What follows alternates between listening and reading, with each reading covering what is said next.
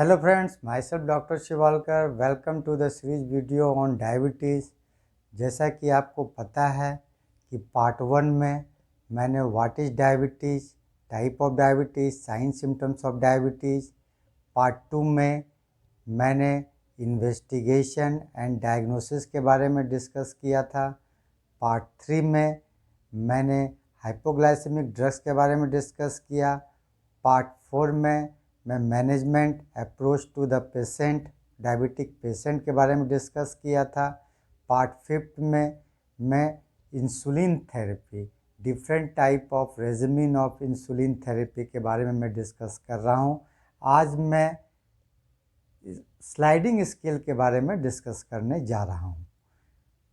Start करने के पहले एक छोटी सी अपील, अगर आप हेल्थ रिलेटेड 360 डिग्री का नॉलेज चाहते हैं तो चैनल को सब्सक्राइब कर लीजिए, बेल आइकन दबा दीजिए ताकि नेक्स्ट वीडियो का नोटिफिकेशन आपको मिलता रहे। चलिए मैं टॉपिक को स्टार्ट करता हूँ।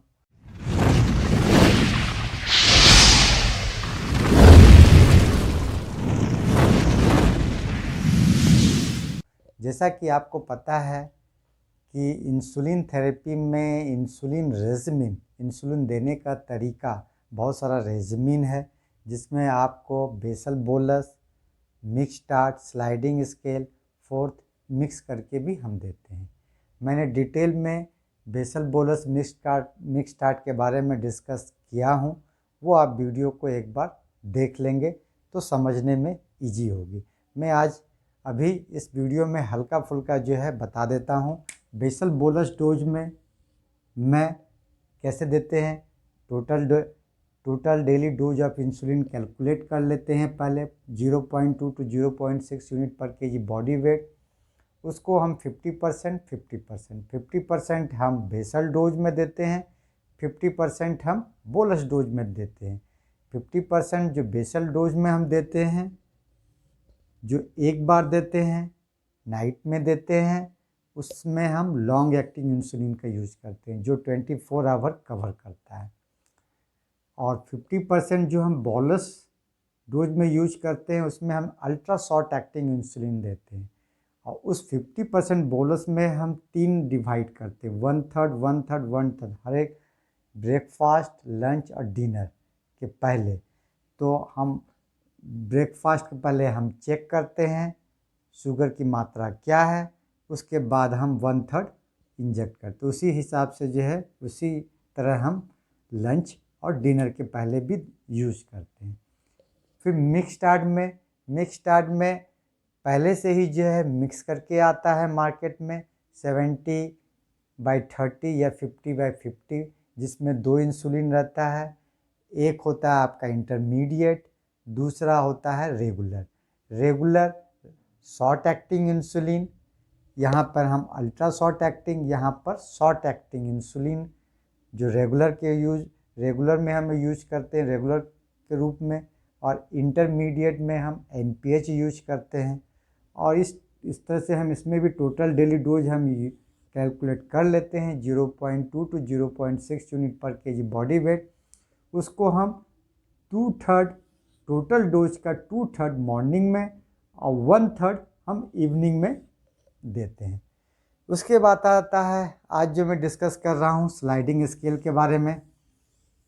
स्लाइडिंग स्केल जनरली हम हॉस्पिटल में यूज करते हैं। जो पेशेंट हमारा हॉस्पिटल में एडमिट है, उसका शुगर कंट्रोल नहीं हो रहा है, basal dose and mix start देने के बावजूद भी नहीं कंट्रोल हो रहा है, तो हम स्लाइडिंग स्केल का यूज करते हैं। स्लाइडिंग स्केल में हमको 4 से 6 बार जो है प्रिक करना पड़ता है। 4 to 6 आवर के गैप में हमें शुगर हर एक मील के पहले चेक करना पड़ता है कि क्या है। उसके हिसाब से हम फिर स्लाइडिंग स्केल के हिसाब से हम इंसुलिन देते हैं। जनरली हम स्लाइडिंग स्केल में हम एक चार्ट प्रिपेयर करते हैं। जनरली हमारा 3 तरह का पेशेंट हमें मिलता है। Mild insulin sensitive patient, second है moderate insulin sensitive patient, third है highly insulin resistance patient, third category में। तो सपोज कीजिए हम एक चार्ट बनाते हैं। जनरली आपको सिंपल वे में समझाने की मैं कोशिश कर रहा हूँ। सपोज कीजिए हमारा 71 to 150 ब्लड शुगर है, तो उस समय हम कोई भी इंसुलिन हम यूज नहीं करते हैं। अगर हमारा 150 to 200 मिलीग्राम पर डेसीलीटर ब्लड शुगर है तो उसको कंट्रोल करने के लिए माइल्ड केस में 2 यूनिट, मॉडरेट केस में 3 यूनिट एंड रेसिस्टेंस केस में 4 यूनिट का यूज करते हैं। अगर हमारा 201 से 250 शुगर है तो हम 4 यूनिट माइल्ड केस में, 5 यूनिट मॉडरेट केस में, 6 यूनिट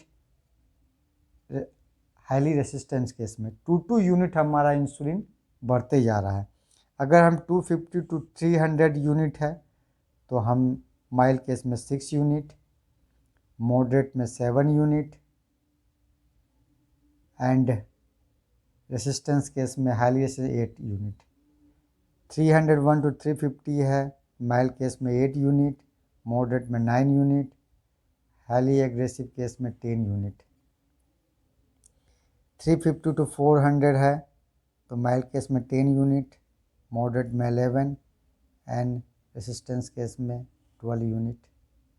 मोर देन 400 है तो माइल्ड केस में 12, 13 यूनिट, 14 यूनिट। तो आप इस तरह से देख रहे हैं हर एक कैटेगरी के पेशेंट में 2 यूनिट हम बढ़ाते जा रहे हैं, ठीक है। लेकिन इसको हम कैलकुलेट कैसे करते हैं साइंटिफिक वे में, हाउ टू कैलकुलेट, ये जो हम चार्ट बनाए हैं ये चार्ट हम कैसे प्रिपेयर किए, ये जानना बहुत ही ज़रूरी है, ठीक है। उसके लिए हमारा 2 फार्मूला है, ठीक है। पहला फार्मूला है current blood sugar level minus target blood sugar level. जो आपका अभी करंट ब्लड शुगर लेवल है और आप कितना शुगर लेवल को करना चाहता है, आपका टारगेट क्या है, उसको आप डिवाइड कीजिए, उसको आप माइनस कीजिए, उसके बाद आप इंसुलिन सेंसिटिव फैक्टर से डिवाइड कीजिए। तो पहला फार्मूला क्या हुआ, current blood sugar minus target blood sugar divide by insulin sensitive factor. अब ये इंसुलिन सेंसिटिव फैक्टर क्या है, आपको उसको निकालना पड़ेगा पहले, तब आपका जो है पता चलेगा कि हमको कितना करना है। तो इंसुलिन सेंसिटिव फैक्टर निकालने का जो फार्मूला है वो है 1500 by total daily dose of insulin. 1500 हमारा फिक्स्ड है, डिवाइड करेंगे हम total daily dose. Total daily dose आप 0.2 to 0.6 यूनिट पर केजी बॉडी हिसाब से एक पेशेंट का अभी total daily dose of insulin क्या है वो हम उससे हमको डिवाइड करना है।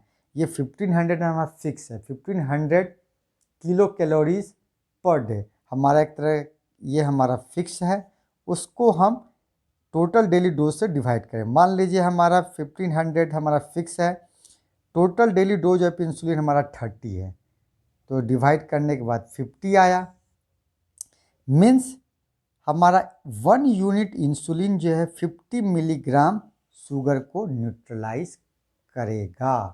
तो इस फार्मूला से हमें ये पता चला कि 1 यूनिट जो है 50 मिलीग्राम ब्लड शुगर को न्यूट्रलाइज करेगा। तो आप एग्जाम्पल के तौर पे देखिए, अगर हमारा 150 से 200 ब्लड शुगर है तो 200 से हमको 150 लाने के लिए, चूँकि 1 यूनिट हमारा जो है 50 यूनिट मिलीग्राम पर 50 मिलीग्राम ब्लड शुगर को न्यूट्रलाइज कर रहा है, तो 1 यूनिट का ज़रूरत पड़ेगा। अगर 201 से 250 ब्लड शुगर है, उसको हमको टारगेट में लाने के लिए 150 लाने के लिए 2 यूनिट का यूज करना पड़ेगा। अगर 250 to 300 मिलीग्राम ब्लड शुगर है, 300 to 150 लाने के लिए 3 यूनिट ब्लड शुगर का 3 यूनिट इंसुलिन का हमको यूज करना पड़ेगा। मीन्स हम जो इस फार्मूला का यूज कर रहे हैं कि हमारा जो अभी करंट ब्लड शुगर लेवल जो 300 है, हमको टारगेट 150 लाना है, तो कितना इंसुलिन का यूज करना पड़े, कितना यूनिट इंसुलिन हम देंगे उसको। तो उसके लिए हम जो है इंसुलिन सेंसिटिव फैक्टर से हम एक निकाल लिए कि हमें 1 यूनिट जो है इंसुलिन देने से 50 मिलीग्राम ब्लड शुगर न्यूट्रलाइज होता है।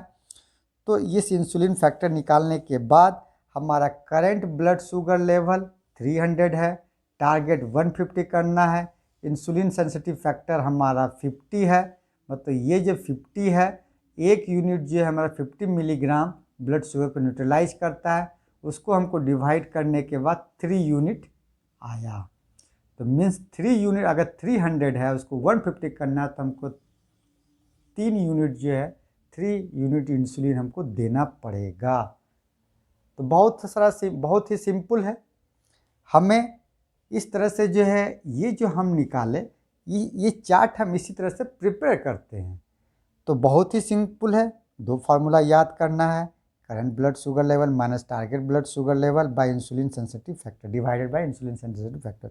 इंसुलिन सेंसिटिव फैक्टर कैसे निकालेंगे?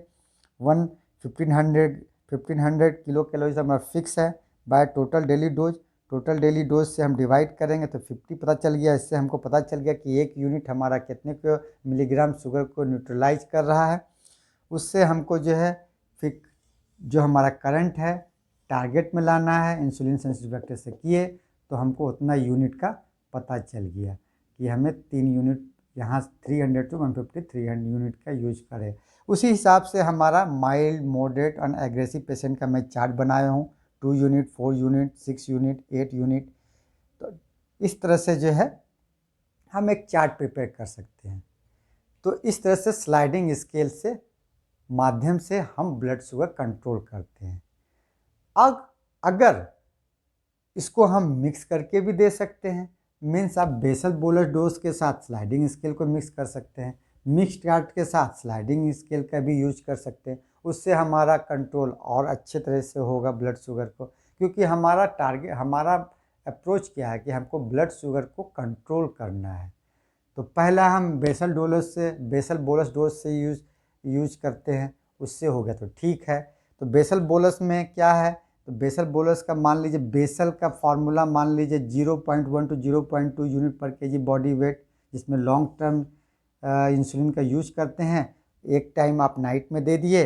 अब बोलस जो है जिसमें आप अल्ट्रा शॉर्ट एक्टिंग का यूज करते हैं, before breakfast, before lunch, before dinner आप दे रहे हैं। उसके बावजूद भी आपका कुछ सरप्लस शुगर रह रहा है जो कंट्रोल में नहीं आ रहा है, तो आप स्लाइडिंग स्केल के माध्यम से उसको कंट्रोल कर लीजिए। अगर आप मिक्स डाइट का यूज करना चाहते हैं तो मिक्स डाइट में 2 बार ही आपको इंसुलिन देना पड़ेगा, सुबह, मॉर्निंग में, इवनिंग में। उसके बाद अगर आपका सरप्लस ब्लड शुगर आ रहा है, कंट्रोल नहीं हो रहा है, तो आप स्लाइडिंग स्केल का यूज कीजिए। तो इस तरह से आप ब्लड शुगर को हम कंट्रोल करते हैं। इस तरह से सारा रेजिमेन के बारे में मैंने आपको बता दिया। नेक्स्ट वीडियो में मैं डाइट के बारे में डिस्कस करूंगा कि एक डायबिटिक पेशेंट को किस तरह का डाइट लेना चाहिए, किस तरह का फ्रूट्स खाना चाहिए, कौन सा फ्रूट खाना चाहिए, कैसे डाइट लेना चाहिए, कितना डाइट लेना चाहिए, जो बहुत ही इम्पोर्टेंट वीडियो होने वाला है नेक्स्ट वीडियो हमारा। तो अभी के लिए फ़िलहाल इतना ही। अगर आपको पसंद आया लाइक कीजिए, शेयर कीजिए ताकि दूसरों को इसका फ़ायदा मिल सके।